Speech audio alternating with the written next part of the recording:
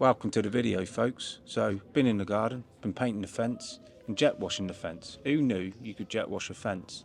But anyway, I've sort of, digress a little bit. But obviously a couple of videos have gone up about price work and rates and what people earn, etc. And one thing that I thought may have been picked up on that video and in the comment section was the fact that most people are swapping time for money. Now, a very dangerous game unless you do certain things to compensate for that, because otherwise the long-term outlook is pretty dire, especially when you come to retirement age and things like that. So retirement age in 2026 increases to 67, so that's only a couple of years away. Highly likely to increase to 70, 71, 72 over the next, say, 20 years. I'm 45. So you're going to be working at least till you're 67 unless you do certain things to be able to retire early. So as it currently stands, the state pension at the moment is about 220 quid a week, which, what's that, 2, 4, 6, nearly 900 quid a month, which if you tallied up your outgoings at the moment, as you can imagine, when you're working full time, 900 quid and a lot. Now, what people tend to aim to do is clear their mortgage, when I'm not a big believer in that. I think your main residential mortgage potentially is a good idea to clear it, because then you haven't got rent and things like that. But if you think what your mortgage payment is now, and in 20 years time when it's coming towards an end and you're paying it off and it's going to be clear, it's going to be a very small fraction of your actual total expenditure for each month. So, as people are drawing to the end of their mortgage, might be a couple of £100. It'd be the same for you if your mortgage is currently 1,200 quid. 20 years time, 15 years time, it's going to be, the equivalent of 200 quid or 150 quid. So clearing your mortgage is not actually the best idea. So if you're currently swapping time for money, which is obviously having a job, which a lot of people do, you either need a business that can contribute when you're not working, or you need to acquire assets. So assets or liabilities, the difference is an asset contributes money or goes up in value. A liability is something that costs you money or goes down in value. So a typical liability would be a car, for instance. A lot of people now see some lovely cars about. My wife drives 16-year-old 1 Series BMW. It's bought, it's paid for, it's ours, and we don't have to pay for that liability. So an asset is typically a house. So the house I'm currently sitting at the moment, I've lived here 15, 16 years, and I paid £186,000 for it. So we recently had it revalued because I'm switching it to a buy-to-let mortgage, and we had it valued at 400 grand. So house prices in the UK, on average, typically double every 10 years. So 186, 15 years ago, so what's that, 370? Obviously it got valued at 4, but it does get valued a bit less when you're trying to raise money against it. So what I'm going to do is keep this asset and move to my new house. So what I'm going to do is put this house on interest-only mortgage repayments. My mortgage payments will be about £900 a month, and then I will rent it out. Average rent here in this area is between £13.50 and £15.50, hence me painting the fence and jazzing it up a little bit because I want to get the maximum.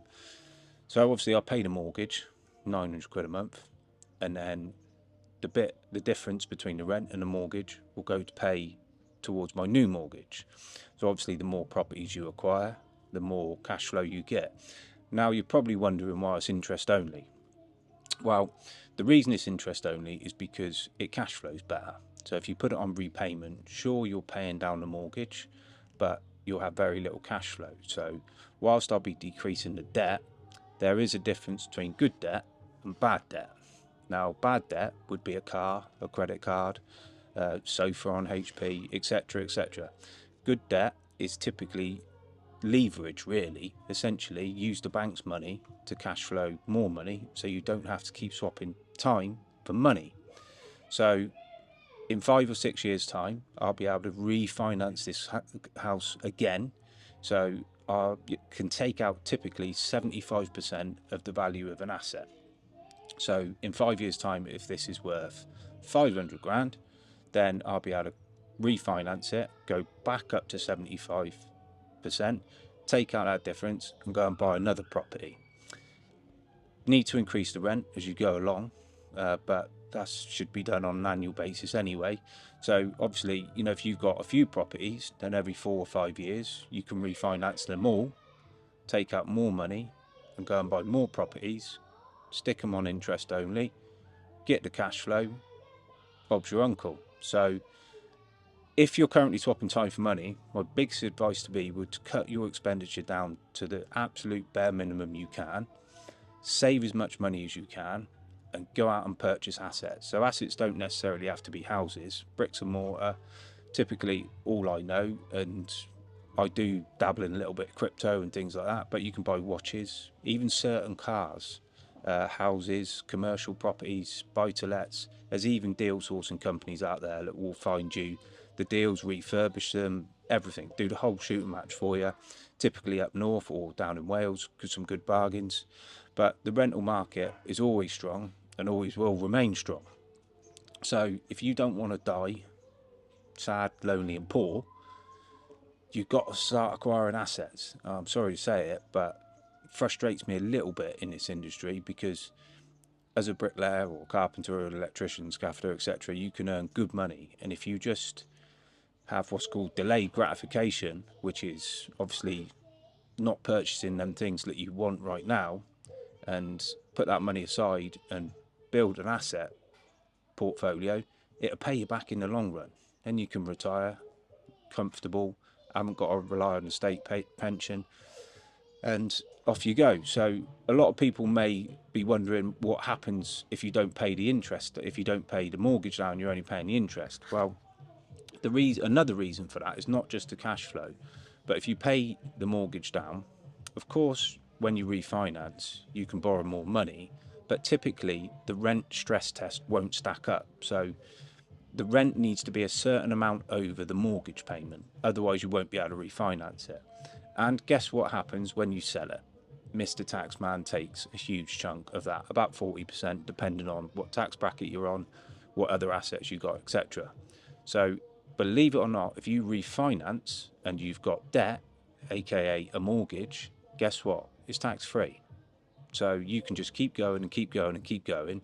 And if you put them in a limited company and things like that, some different bits and pieces you can do, you can pass that on to younger generations, etc., and avoid inheritance tax.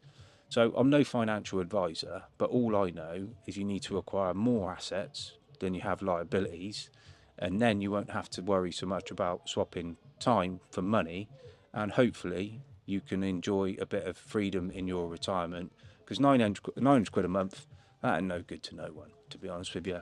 And it's a long slog, bricklaying or construction, but there's some good opportunities out there, and especially as we're trades and we can do the work ourselves, pull in favours, get materials. So there's a whole host of opportunities.